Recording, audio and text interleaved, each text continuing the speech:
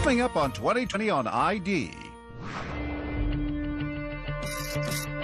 May 6, 2013.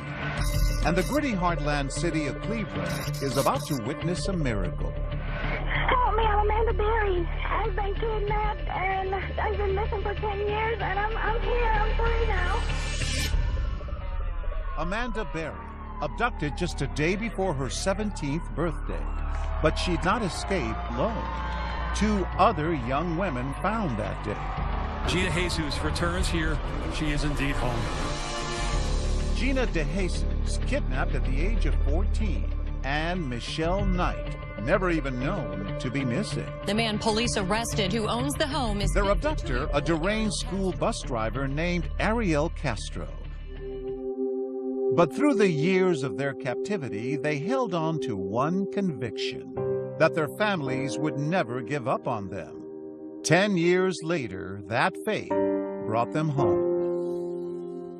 Welcome to 2020 on ID. I'm John Quinones. It was a story that seemed impossible to comprehend. How Amanda Berry, Gina DeJesus, and Michelle Knight survived being trapped in a nightmare for so many years. Then, in 2015, Amanda and Gina finally told their story in a book and shared their experiences, from capture to imprisonment to the moment they knew freedom was finally in their grasp, with Robin Roberts. And the message they sent was loud and clear. The story in their book begins this way. Now we want the world to know. We survived. We love life. We were stronger than Ariel Castro. You're about to go on an amazing journey of resilience, celebration, and faith. Until tonight, it's been a mystery what really went on in that house for an unimaginable 10 years. But for the first time right here, you're going to hear that incredible story. Amanda Berry and Gina DeJesus share it in their new book, Hope, a memoir of survival in Cleveland. And they prove that out of the darkest depths of humanity, a light still shines. It was pretty cool. Amanda Berry, now 29, is tiny, just over 5 feet tall, but inside, a tower of strength. Tell me what you were like when you were 13. What kind of teenager were you then? I was pretty much a homebody. I stayed home a lot, did my schoolwork. What did you want to be when you grew up? I was into fashion. Like, when I was in school, the shoes had to match the shirt and the shoelaces had to match the outfit, She was raised by her mother and older sister in a working-class neighborhood on the city's west side. The tiny girl had big dreams of being the first in her family to go to college. We was a very close family. It was me, my mom, my sister, and my 2 daughters. We did everything together. There was not a time that she didn't call and let us know where she was. It is April 21st, 2003, the day before her 17th birthday, and Amanda is on her way to work at Burger King. How did that day begin? Well, my mom gave me a kiss and just told me have a good day. And I got up, got ready for work. I almost called off for work that day because the next day was my birthday. What if I would have called off that day? That question would haunt her in years to come. But this day begins like any other, until the moment when an SUV starts to follow her down the street. And he asked, "Do you need a ride home?" And I said yes. The man inside is the father of her friend, Angie Castro, from middle school. So did that make you feel a little relieved? It did, yeah. It's a friend's dad. He's like, "Well, she's at my house. Would you like to go see her?" I said, "Yeah, sure. I haven't seen her in a while." They drove down this quiet street, Seymour Avenue, and pull up in front of a white 2-storied house. And what happened when you went into the house? Well, he said, "Oh, well, the bedroom door's closed. I think maybe she's taking a bath." So he said, "Well, just wait." So he started showing me around the house. And I never got back out. Moments after stepping through the door, Amanda knows she is in trouble. Castro takes her upstairs and shows her something strange, a mystery woman sleeping in a bedroom in front of a television set. When I seen her, it was like a little peephole that the doorknob was supposed to go in. So that's all I saw. She would later learn that woman, 22-year-old Michelle Knight, in Castro's prison for almost a year. And did he tell you? That was his roommate. Her memories of what happened next are still raw. When he took me to the next bedroom, and it was just really dark in there, and he didn't turn on the lights, and there was a little room off of the bigger bedroom, kind of a big closet, and he took me in there, and he told me to pull down my pants. And from there I knew, like, this was not gonna be good. Amanda has just become Castro's second prisoner. When he took me to the basement, he taped my wrist and he taped my ankles, and he put a belt around my ankles over the tape, and then he put a helmet over my head. And he said, just be quiet and don't make any noise, and I'll take you home. The visor of that black helmet is now fogged by her tears. He chained me up to this pole, and it was like a really thick chain, like a motor chain or something. And he just left me there. He shut the lights off and put a little TV there, and I was just left in the dark. I just started screaming and crying, and somebody, please help me, you know, and nobody came. So you're there in the dark, you're chained up. Lord only knows what you had to be thinking. I was so scared that I was gonna die. I didn't think that I was gonna ever make it home. Just a 10-minute drive away, her sister Beth is worrying about why Amanda never came home. So her mother calls the police. We left her a message. By the third phone call with no answer, we knew something was wrong because 90% of the time she's going to answer that phone. The neighborhood around Amanda's home becomes ground zero for the investigation. FBI Special Agent Tim Kalanick, head of the Violent Crimes Unit, knows that the road ahead is far from easy. Missing person cases are probably the most difficult cases that we work. And the reason is because it really is the needle in a haystack. You're looking for that piece of evidence. You know, some unusual person walking down the street, an unusual vehicle. Amanda was last seen leaving work at this Burger King on Lorraine Avenue. All across the city, the news of her abduction makes headlines as the search for the missing teenager begins. Her sister is posting Amanda's picture. She hopes for the best. And in that White House on Seymour Avenue, Amanda is watching her mother, her sister, her own story slowly unfold in the bitter grays of a tiny black and white TV. Keep her going on the news media, any flyers I can do.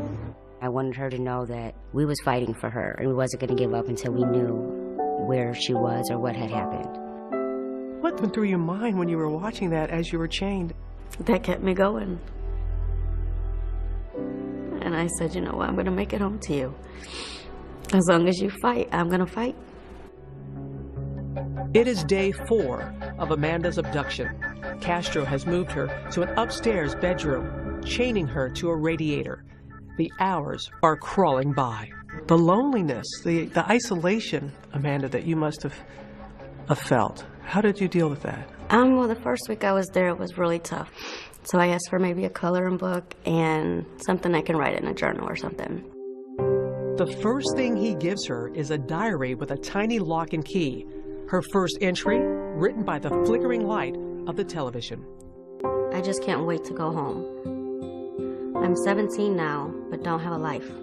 But he told me I'm young and I will go home before summer, another 2 months. It would be 10 years before she would return home. When we come back, Amanda's private diary, her secret code to trap him, next.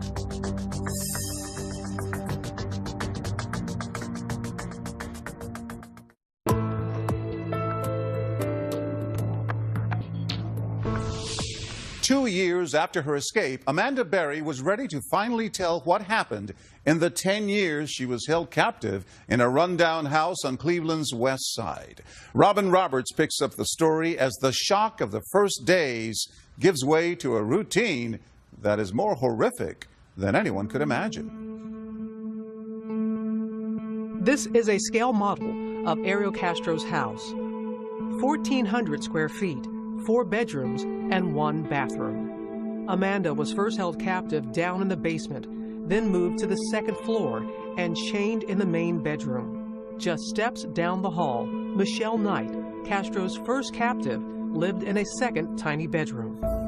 On the surface, the house didn't draw a second glance, but concealed inside 2207 Seymour Avenue is a bunker of chilling magnitude. There were doors that were put on the windows, completely covering the windows so no light could come in. The bolts that held those doors on the wall were sheared off. There was no way they could get them, and those were even behind plexiglass. Its owner, Ariel Castro, is 5 feet 7 inches tall and a recluse. His only known hobby, playing weekend gigs at local jazz clubs. On the outside, he appeared very normal. He was a bus driver, and there was an instance where he took the grill out in the front yard, and he invited his neighbors. He might be the last one he would suspect of wrongdoing. But this school bus driver is a man with a past. He has a former wife, 4 children, and a history of brutal violence. She and her children moved out of the house, fleeing Castro's violent rage. He hated women. He beat his wife so badly, he stomped on her head, he broke her teeth, he broke her bones. From the beginning, Amanda could sense the uncontrollable anger within. He was very intimidating. He was very scary. His voice was mean and like deep, and if you ever looked into his eyes, they were like black, like he had no soul. It is April 27th, 2003. 6 days into captivity, and Amanda is still chained to that radiator in the second floor bedroom. My chain is actually a few different chains linked by padlocks. It stretches 5 feet from the radiator to my stomach. 5 feet has become the size of my whole world. Can you describe what it was like to live chained like that? It was really hard going to sleep at night. You know, if you wanted to toss onto your back, you couldn't do that. You would have to take the whole chain and move it to the front of your stomach so that you're not laying on the big lock on your back. Her tiny room, about the size of a closet, is dark and filthy. The mattress was old and nasty. It was just disgusting, and the bucket to use the bathroom, that smelled horrible. Once a day, he feeds her, sometimes junk food, sometimes not at all. He started to give a bag of chips or crackers or something. Her access to the bathroom is strictly limited. He could only take a bath like once a week. You know, my hair would get so tangled, and I would try to brush it out with my hands, and it just got nasty, being so dirty. Ariel Castro is her only lifeline, but everything, even her weekly shower, comes at a price. He tried to act nice, but he's like, well, maybe you need to go take a shower, and I had to take a shower with him. He forced you to take a shower with him? He thought that, well, I gave her that. I deserve this. Well, what do you want to tell people about the sexual abuse that you suffered? It was horrible. After a while, you just get used to it. Like, you numb yourself to it, and you put your mind somewhere else so that you're not there. You know, you're not in that room with him. How often did you think you were not going to survive? Oh, there was plenty of times when I just never knew why is he keeping me here? Is it, one day when he's done with me, he'll kill me and get rid of me. Yet, what Amanda now knows of Castro's brutality strengthens her conviction to survive. I realize I have a mission. This man enjoys hurting women, and I want people to know it. I don't want him to get away with it. I need to outlast him. She keeps a record in code in her diary. Hidden testimony against Ariel Castro. 1X, 3, 4. Each entry, a daily record of rape. You would actually put how many times he was assaulting you? I would always write these numbers at the top of the pages because I felt like, one day maybe authorities will get to read it and he'll be punished for what he did. She's disturbed that Castro calls her his temporary wife. He would try to hold hands with me. It would just make me sick because he would fall asleep, and so I would take my hand away from his hand, and I would scoot to the very edge of the bed, but I couldn't go too far because of the chain. Amanda has been missing for a week when her family receives a late-night call. It is Castro taunting them using Amanda's cell phone. He called and said, or I have Mandy, which nobody called her Mandy, but who knew her. She wants to be with me. We're married. Well, we kind of just sat there like we know she's not married. We knew definitely that it was foul play. Making that call on Amanda's phone was a near miss in the case, leading authorities to within 2 blocks of his house. In 2003, the FBI was just starting to develop technology that could track a cell phone's location. The intelligence and the information we have indicated that Amanda's phone was used in about a 30-40 block area. We spent about a week around the clock in that area, hoping that this phone would be used again. But Castro didn't use that phone again, and their one solid lead vanished into thin air. There were very good tips, very good leads that we had to follow up on, and we did follow up on. But unfortunately, the tip that we need just didn't come in. The weeks are slowly stretching into months when Castro makes Amanda a strange promise. He would always tell me when he got another girl in the house that, you know, I'm just looking for another girl and then I'll take you home. But Amanda knows he's lying to her. She's seen Michelle Knight locked in another room. Though they've never spoken, she knows Michelle is a prisoner too. It was scary because I didn't know if one day we were going to be murdered, when he felt like he was done or he wanted more girls in the house. Like, what was he going to do to us? As the months pass by, Amanda's mother is fighting to hold on to hope. Her daughter's room unchanged since her disappearance. Amanda's Christmas presents still unopened. 4 miles away, in the freezing cold of her room, Amanda fills the empty hours by writing in a diary, hundreds of pages, in notebooks, on napkins, and even on fast food bags. So you get a bag like this, you bring back something home, what would you do with it? We would just go all the way around. There we go. Voila. There's your paper. How many days could you get into this? Oh, that could last a good week if you needed it to. Amanda has been a prisoner for almost a year when Castro goes on the prowl again, hunting just 5 blocks away from the street where he kidnapped Amanda. On this day, the young girl who catches his eye is 14. Her name, Gina De Jesus, and she's one of his daughter's closest friends.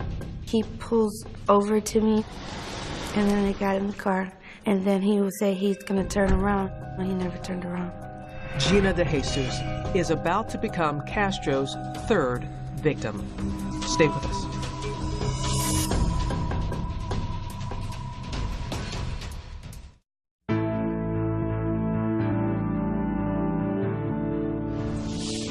Amanda Berry has been held captive for almost a year. Now, Ariel Castro is hunting for another teenage girl to abduct. And he doesn't have to look far. Once again, here's Robin Roberts. Her spirit is in her smile. Gina De Jesus, age 14, the baby of the family. She loves to dance. I like you. Now 25, she still has the sweetness of the 14-year-old girl she once was. What are words that describe what kind of 14-year-old you were? Outgoing. I like to go outside and hang out with my friends, go skating. What dreams did you have for yourself? I wanted to become a lawyer. Why? I don't know, I think it was fun to win cases. Gina grew up on the rough side of a hard town, the youngest child of 3. She was a slow learner in special education classes, and from an early age, her mother, Nancy Ruiz, always taught her to be wary of strangers. I told her, like, if somebody came up to you and tell you, you know, can you help me look for my dog? I lost my dog. Don't stop. You continue to walk and you ignore the person. I told her to be aware of her surroundings at all times. But all of Nancy's planning was no match for a predator like Ariel Castro. Tell us about that day you were with his daughter. Yes, Arlene Castro. Did you have any idea what kind of man he was? No. I just knew that was her father and my dad was friends with him. Gina is heading home from school with her friend Arlene and gives her some of her bus money to phone home. We were talking about what we wanted to do because it was Friday. And then I was like, you could come over. And then she asked her mom, and her mom says no. She went the other way, and then I went the other way. Now short on bus fare, Gina starts the long walk home when suddenly that maroon SUV pulls up at the curb. It's Arlene's father. He asks me if you seen my daughter? I said, yeah, she's right around the corner. He was like, can you help me find her? And I said, sure. When they arrive at the house, he invites her in. I was sitting there, and he's like, starts to touch me and stuff. And then I'm like, what are you doing? You can go to jail. And then he just switches up like, well, okay, you're gonna go home now. He said, but you can't go through the same door you came in. He leads Gina down into his basement, then grabs her and begins to chain her. He didn't make it tight enough, so I threw it over and then I tried to run, but he sat on my back. And then I just start kicking him. I kicked him and I bruised him really bad. As Castro overpowers the tiny girl, she starts screaming for help. Nobody could hear me. The radio was too loud. He always had that radio up so the neighbors could hear. He had 2 radios up. He had one in the basement and one in the living room. What were you feeling in those initial moments when you're in that basement for the first time and he leaves you there chained like that? I was, why is this happening? Why can't nobody hear me when I'm screaming? Help was only 2 miles away. If Gina's parents only knew where to start. I went searching everywhere. Dumpsters, schools, empty buildings.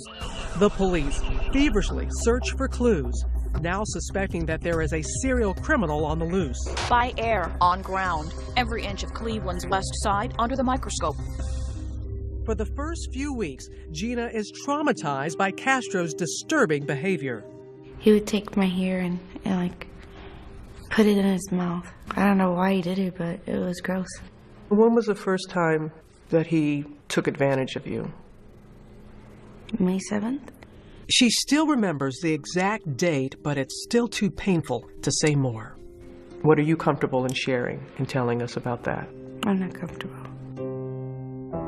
During her first few days in captivity, Gina watches stories about her own kidnapping and begins to suspect that she is not Castro's first victim. I kept watching the news after a while. Renewed hope that Amanda Berry will soon come home. I was like, did you take Amanda? And he was like, no, why would you think that? I was like, because you took me. 1 month later, he admits the truth, allowing the girls to meet for the first time while watching their families on America's Most Wanted. I calling friends after friends. They said they did not see her. So what was your initial feeling that, oh my goodness, there's 2 others, that I'm not the only one in here? He's got 3 of us. There's something wrong with this man. With 3 women now imprisoned in the house, each in separate rooms, Castro seemed to be creating a strange polygamous version of his ideal family. What was the relationship like with you and him? I couldn't stand him, but I couldn't show it all the time. I had to act like I liked him, and we were friends, but I really didn't like him. He deluded himself into thinking that he was leading a normal life with these women. He was providing for them. They had a little family, which is crazy, but that's the way he thought. At first, Gina is Castro's new favorite. He seems to treat me better than the other girls. I have the nicer room. He lets me eat first. I wonder if he's kinder to me because I'm the new girl. And I wonder what happens when I'm not new anymore. As the new girl, Gina learns about Castro's rigid house rules, granting them freedom from their chains only to clean the house.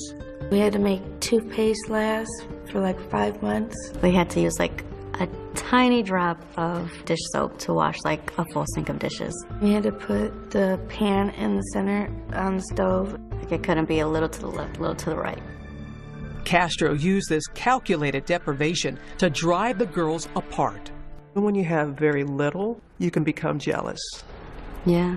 What were you jealous of? It could be from getting more food, less food, different clothes. I mean, it was just simple things. But when you don't have anything, you're like, well, why don't I have that? I want that. The girls were riding an emotional roller coaster when suddenly Amanda drops a bombshell. She writes about it in her diary. I have a secret. No reason to fight. I think I'm pregnant. When we come back.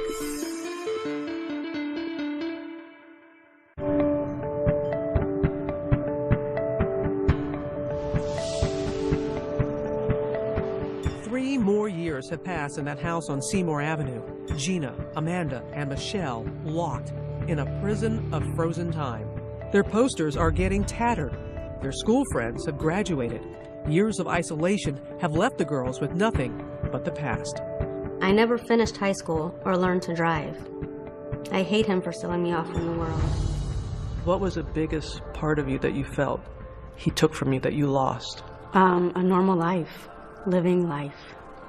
As a normal teenage girl, having birthdays or going to a prom, having no fun times as just a regular teenager. Still, they hold fast to the memories of their family's love. Ironically, Castro gives the girls this stencil.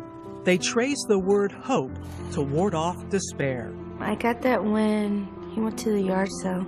I thought it was so random. What did it mean to you? It gave me hope to come home one day. Their only window to the outside world is that black and white television. Anybody that you watched on television that helped you get through the times? I watched Oprah a lot, Martha Stewart for recipes, and I watched you. You watched me. I remember during Hurricane Katrina, I saw everything that you went through. Robin Roberts is live. My family had barely survived the hurricane's devastation. Hey, sister's okay? They're all right. And the house? I gotta say, Amanda, you saying that? It reaffirms to you that you never know who's watching. You never do. And Amanda is watching when her mother appears on the Montel Williams show with psychic Sylvia Brown. I would watch her every time she was on Montel, and I'd say, I wish my mom would go on there. And then she could tell my mom that I was alive and that I'm okay. But Sylvia Brown breaks Luana's hope. I just hate that she's not alive, honey. I just broke down crying because I couldn't believe she said that. And then my mom broke down crying, so that hurt even worse.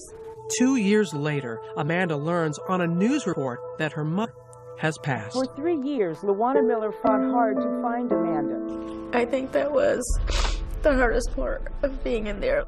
She was always fighting, and she was never going to give up on me. And for her to get sick, and I couldn't be there with her. I couldn't help her when she was sick. Isolated by loss, sometimes Amanda has only Castro. So he came in the room, and I was just really sad, and I started talking to him, and he's like, everything's going to be okay. Everything's going to turn out all right. And so I asked him for a hug, and we hugged. There had to be a part of you that was thinking, what in the world? There was, but then there was another part of me like, I needed that. I needed like a human caring touch instead of everything that he always did, which was not caring. It is Amanda's 20th birthday when Hope makes an unexpected visit. I think I'm pregnant. I think my mom sent this baby. Someone helped pull me through. I think it's sending me a miracle. When you first realized that you were pregnant, what went through your mind? I was terrified. I mean, I barely eat, and I'm chained to a wall, and I have a bucket for a bathroom. It is early in the morning on Christmas Day, 2006, and Amanda Berry is in labor. He went and got Michelle, and he got this baby pool because he didn't want, a mess on the bed, so. She strips off her clothes and gets into that inflatable wading pool. Michelle was kind of just talking to me, like, relax, calm down, you're okay.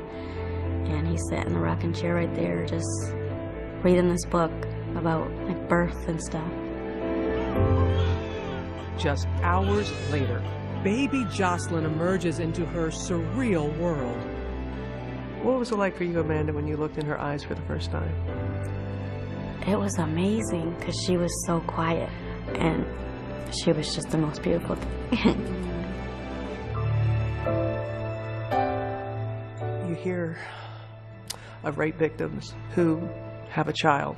How do you just wrap your mind around it and make it work? At first that's what I was worried about. This is his kid. How do I feel about that? And she resembled him a lot. And I would look at her and I just felt like, she's mine. She's mine. At first, Castro's so afraid of raising questions, he buys no supplies for the baby. her first outfit was one of his socks, and he cut out like 2 holes for her legs, and then he cut out another sock, and then he cut 2 arms out, and that was like a little dress for her. From day one of Jocelyn's life, Amanda fights for normal in the most abnormal of places. She covers the doors over her windows with a bright shower curtain. She pastes the alphabet up on a wall. But as Jocelyn grows older, it gets harder to hide the truth. Does she see the chains on you? Yeah. So he started to call them like bracelets. And she was about 3 years old. And he finally took the chains off. That was because of Jocelyn. What was her relationship like with her father? Normal. She loved him and he loved her. Did you ever worry that he was going to harm her? I was. Would he touch her? Would he ever think about touching her? Because, you know, he had his problems. Despite those fears, she says Castro is a good father. Though Jocelyn is almost 3 before he consents to her first walk outside in the sun. She had never been to parks before and seen little kids like herself. One of the best times when you looked out and you saw the sunlight on her face for the first time. It was the most beautiful thing. I just felt like that's where she should always be. It's the beginning of a new chapter in Jocelyn's life, going outside, attending Sunday services. Her room is now filled with toys. Castro's love for Jocelyn is turning him into a different man. He really didn't know what to do because this adorable little girl saying, I want to go outside and see the ice cream man. I want to go and see the snow. And the more she led him outside, kind of the more likely it was that his jail was going to one day burst apart. It is the summer of 2011. Jocelyn is almost 5 years old when, in a defiant act of hope, Amanda creates an imaginary schoolhouse inside the prison of their tiny room. We would pretend, leave our house, all of this in the same room, of course. So you've been doing all this in the same room? Yeah. I would tell her, okay, we're at a street now, so you gotta stop. And then you look both ways for cars, and then we can go across the street. Okay, we're at school now, so and then I'd sit her at her little desk and tell her, you have a good day at school now, Mommy will be back later for you. They would travel together on that imaginary journey every day of Jocelyn's kindergarten year. When we come back, how they nearly escaped. His daughter was right there, 10 feet away. Did you think about if we yell? Next.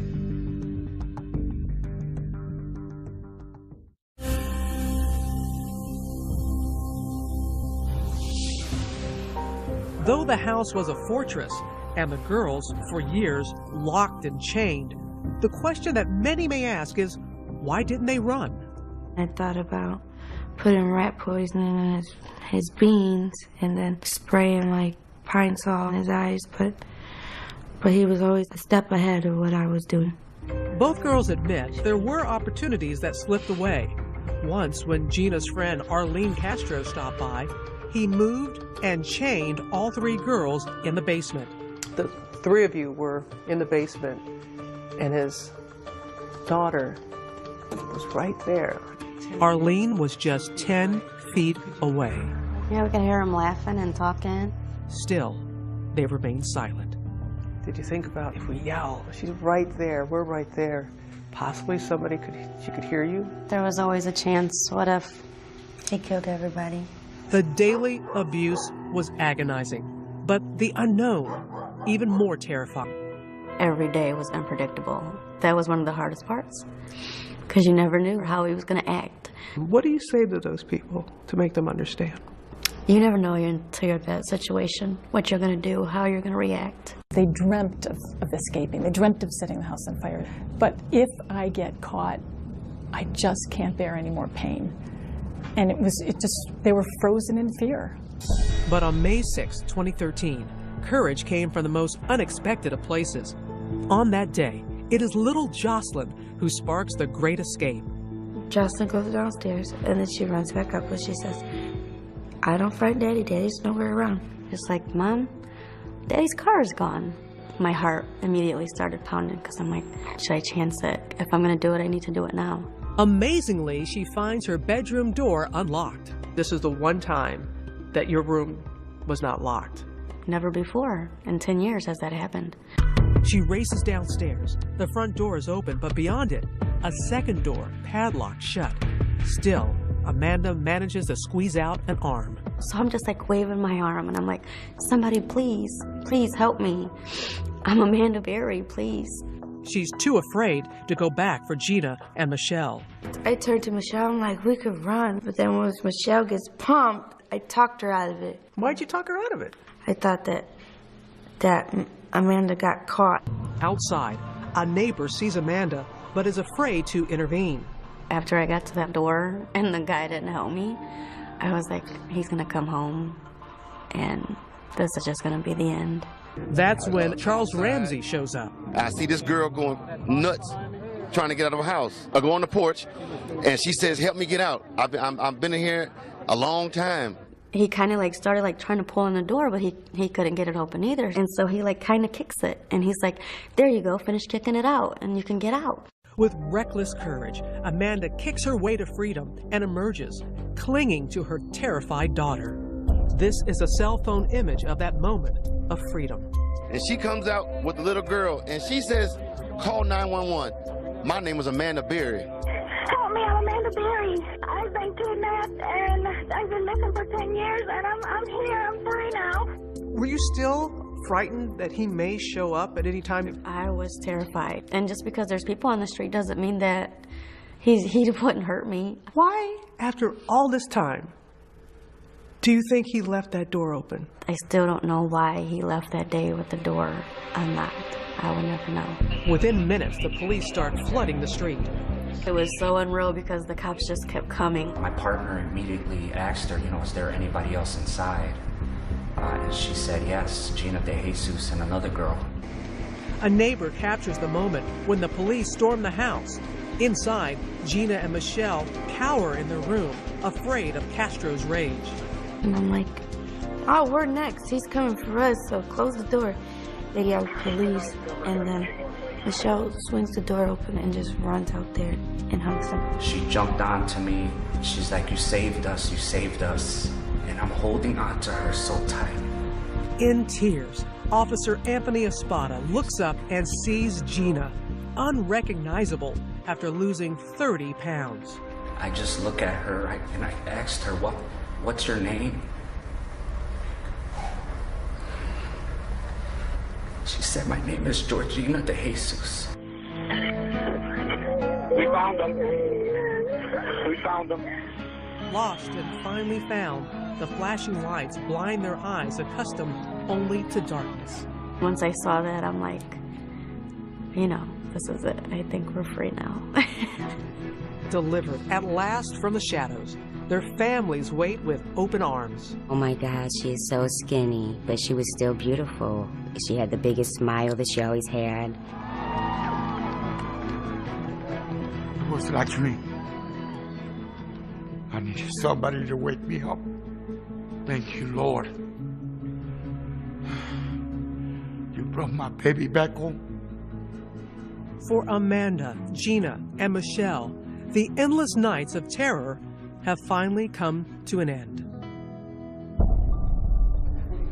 August 1st, 2013, Ariel Castro pleads guilty to 937 counts of kidnapping and rape. His sentence, life plus 1,000 years. But can Gina and Amanda forgive the man who stole their lives away?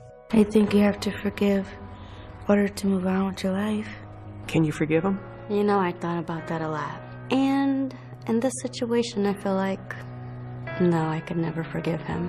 I mean, he took my mom from me. I'll never get to see her again. Just weeks into his sentence, Castro hanged himself. I wish he would have not killed himself because I wanted him to suffer like we did. I think he took the easy way out. The house on Seymour Avenue has been demolished, torn down by the state to prevent it from becoming a morbid curiosity. It took less than 1 hour to erase a 10-year-old nightmare. You cried. I think it was like tears of happiness. Everything bad that happened in that house, now it's gone. One hopeful item from those dark years, a thank you note, now seems prophetic. So like one day I was gonna get home and they were gonna read this. Thank you for not giving up on me. And it's because of your help that you're reading this, because that means I'm home. I think this is in part what brought you home. To Amanda Berry, Gina DeJesus, and Michelle Knight, 3 extraordinary women. And what about Michelle Knight, the third woman imprisoned in that house? We don't really keep in touch, but I just wish her the best. For Amanda and Gina, survival has sweetened the taste of freedom. And how's your life now? It's great. I can walk outside when I want. I can take my daughter to school. I can go to my friend's house. I can eat what I want. I'm going to school now. Have you learned how to drive yet? Yes, I have my license. I hope my daughter, she does good in school, and we just have a bright future and see what comes. With the past now behind them, one last note. To the thousands of missing children out there, watching, searching, as Gina and Amanda did, for light in the darkness. And you don't know who's watching you right now when we air this. What do you say to that person who's watching you right now? Amanda looked straight into the camera with this message of hope. Never give up, because you will make it. Your family, your friends will not give up, so you don't give up.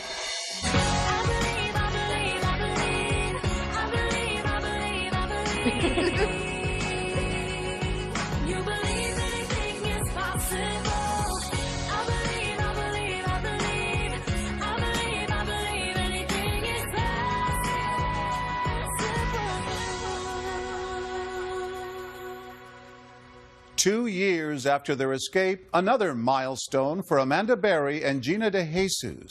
Both women received honorary degrees from John Marshall High School in Cleveland, the school Amanda was attending when Ariel Castro abducted her. I'm John Quinones. Please join us next time for another edition of 2020 on ID.